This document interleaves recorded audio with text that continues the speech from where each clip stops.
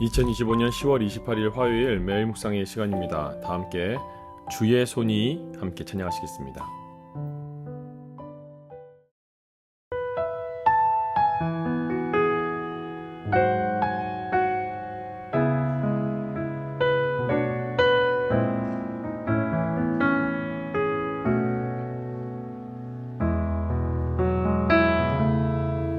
전능하신 우리 하나님,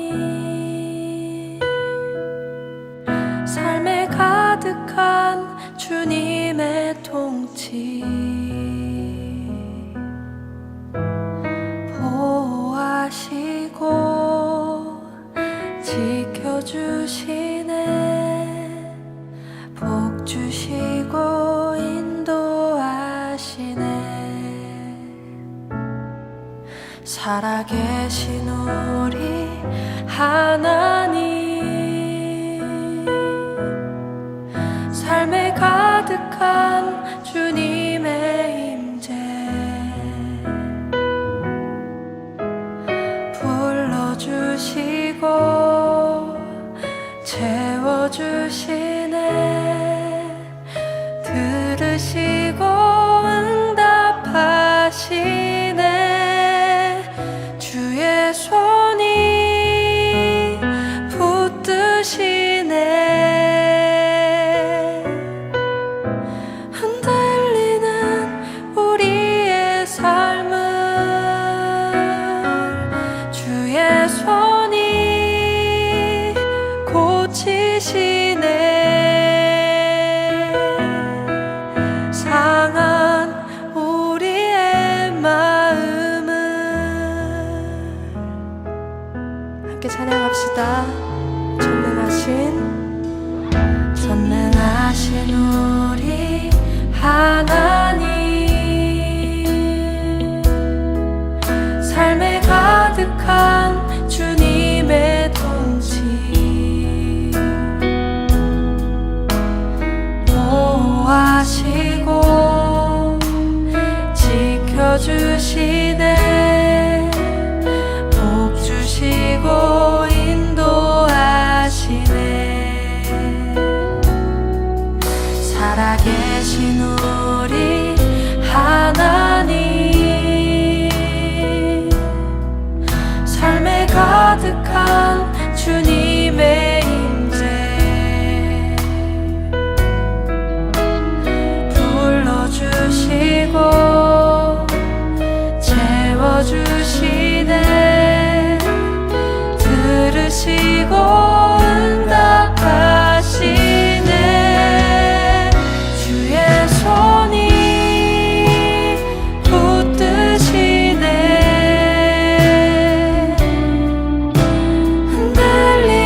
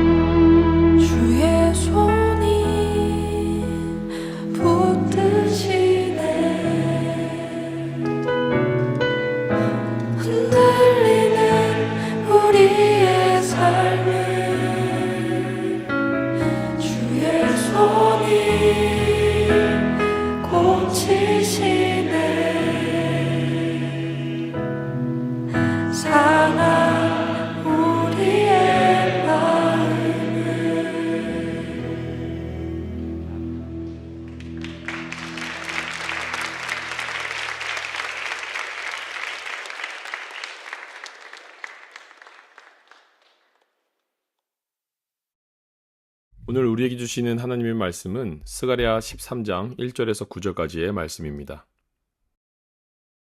제 13장.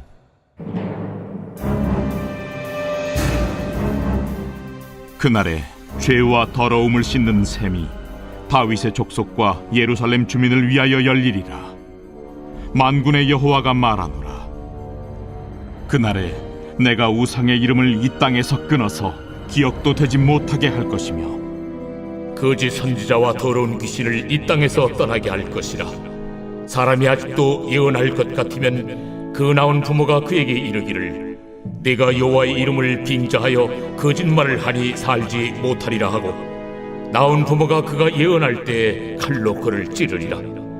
그날에 선지자들이 예언할 때에 그 환상을 각기 부끄러워할 것이며 사람을 속이려고 토롯도 입지 아니할 것이며 말하기를 나는 선지자가 아니요 나는 농부라.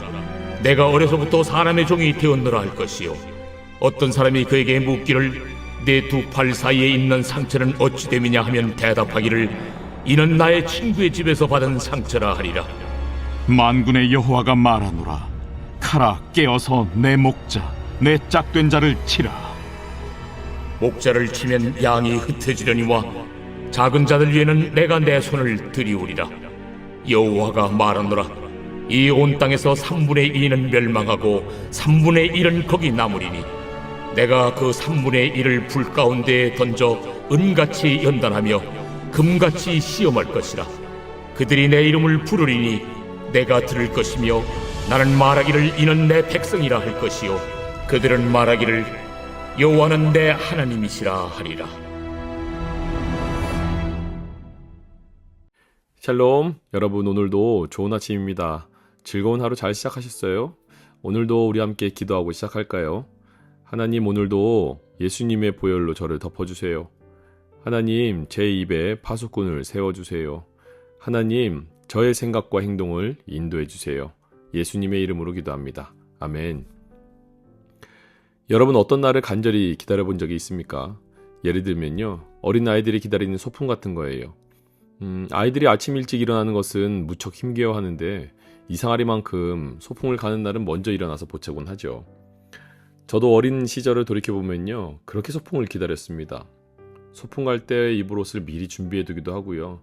소풍 갈 때 가져갈 물품을 하나하나 챙기면서 얼마나 설레는지 모릅니다. 내일 피곤할 테니 잘 자둬야지 하면서도요, 어김없이 잠자리 들면은 막 뒤치닥거리다가 겨우 잠에 빠지죠. 결국 간신히 잠을 자는 정도만 자고도요, 일찍 일어나서 그렇게 하루를 시작하게 됩니다. 소풍이 그만큼 좋았기 때문 아니겠어요? 이제는 아이들과 여행 가는 일이 가정마다 잦아지죠. 그래서 사실 아이들이 소풍에 대한 기대가 이전과는 좀 다른 의미일 것 같아요. 그래도 소풍은 그래도 기다려지진 않을까요? 그 정도가 좀 차이가 있어서 그렇죠. 그런데 그와 반대로요, 기다려지지 않는 시간이 있어요. 여러분은 어떨지 모르겠는데 저는 시험날 같은 겁니다. 중간고사니 기말고사니 하는 시간들은요, 그렇게 기다려지지가 않습니다. 왜냐하면 충분히 준비가 되지 않았기 때문에 그렇죠. 공부를 제대로 해가지 않고서는 그 시간들이 고통스럽기만 하기 때문이죠. 스트레스를 정말 많이 받죠. 그래서 시험 받은 날은 제발 오지 않으면 하는 마음도 있습니다. 제 마음과는 상관이 없어서인지 그래도 시험날은 결국 오더라고요. 오늘 본문 보는데 그런 생각이 났어요. 그날에 라고 말씀을 시작하시죠. 그날은 예수 그리스도께서 우리를 위해 십자가를 지신 날입니다. 그러면서도 그날은 하나님의 완전한 심판의 날을 떠올리게 하는 성경적 표현이기도 합니다. 다시 말하면 종말이라는 뜻입니다.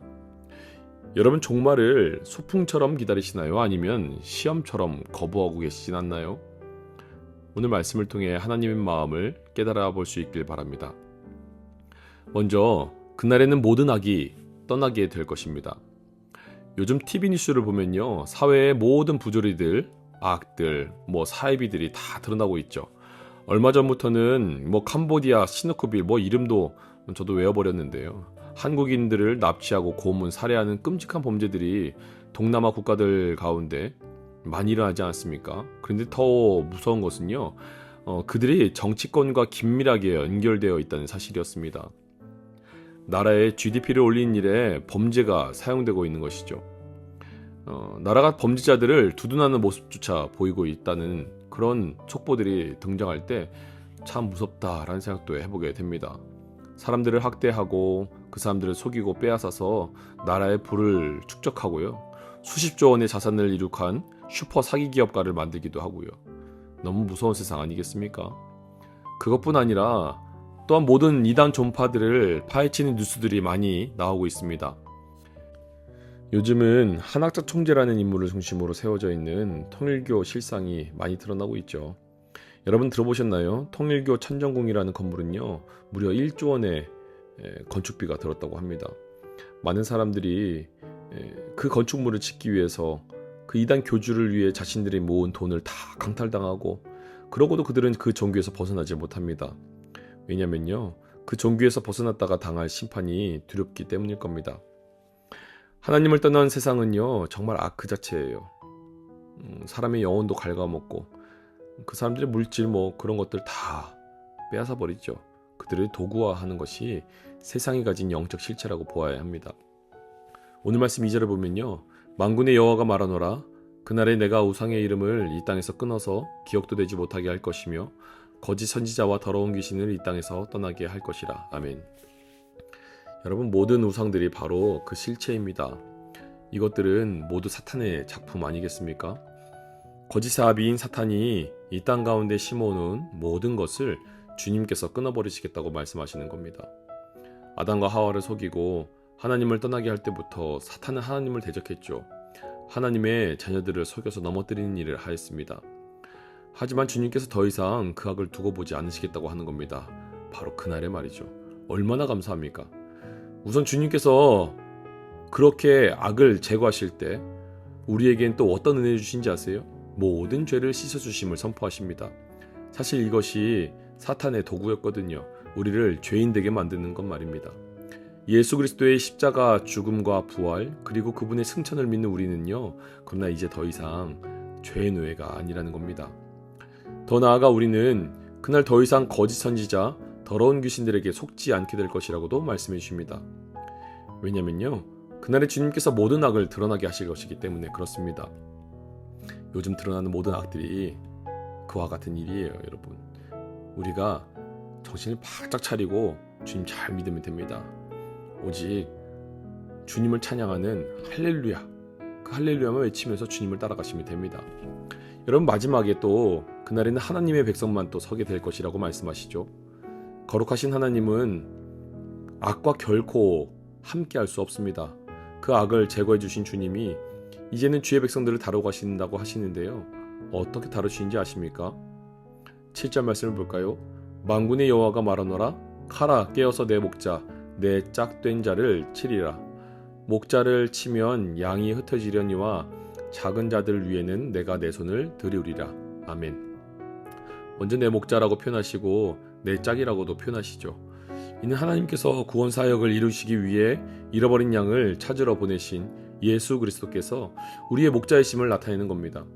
또한 내 짝이란 표현은요, 나와 가까운 동료라는 표현인데, 이는 어떤 상황에서든 가장 가까운 자에 대한 표현이었습니다.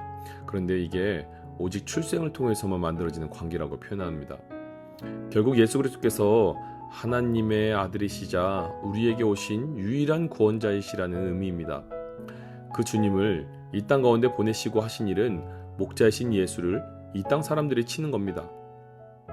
예수 그리스도의 희생이 없이는요, 이 세상은 구원을 얻지 못하기 때문에 그랬습니다.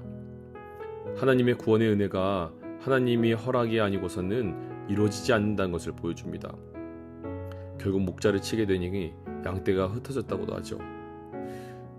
예수 그리스도의 십자가 사건이 이루어질 때 제자들조차 떠나지 않았습니까? 결국 우리는요, 주님을 떠날 것인가 말 것인가를 늘 시험받게 될 것이라는 겁니다. 주님의 백성들이 된 우리에게 말입니다. 9절 말씀을 보면요, 그것을 버텨낸 사람들이 얻는 은혜가 있는데요, 내가 그 3분의 1을 불 가운데에 던져 은같이 연단하며 금같이 시험할 것이라. 그들이 내 이름을 부르리니 내가 들을 것이며 나는 말하기를 이는 내 백성이라 할 것이요 그들은 말하기를 여호와는 내 하나님이시라 하리라. 아멘. 전에 우리를 옥죄었던 거짓의 아비 사탄을 따라 살아가던 인류가 이제는 진정한 구원자 예수 그리스도를 통하여 하나님 아버지를 따르게 되는 겁니다. 우리는 스스로에게 예수 그리스도께서 하신 물음에 응답해야 합니다. 너희도 나를 떠나려 하느냐? 여러분, 예수님은요, 이 땅 가운데 군림하기 위해 오지 않으셨습니다. 사람들은 군림하는 자를 찾죠. 왜냐면은 그들 밑에 가면은 뭔가 좋은 것들이 있다고 여겨지기 때문이고 세상의 것들을 누릴 수 있다라고 여기기 때문에 그렇습니다. 근데 반대로 주님은요, 이 땅을 섬기기 위해 오셨습니다. 그렇다면 예수 그리스도의 마음을 정말 따르고 있는지 우리 스스로 점검해 봐야 되지 않겠습니까? 구원의 백성이 된다는 것은요, 우리가 가진 모든 생각들을 제거하고 오직 예수 그리스도의 생각을 덧입는 겁니다. 그것이 연단이고 그것이 주의 백성에게 주어진 하나님의 사랑입니다. 오늘도 내 생각, 내 마음 모든 것을 갈아엎고 주님을 따르길 다짐하십니까? 그렇다면 주님께 기도하고 주님 앞에 행동합시다. 주의 마음으로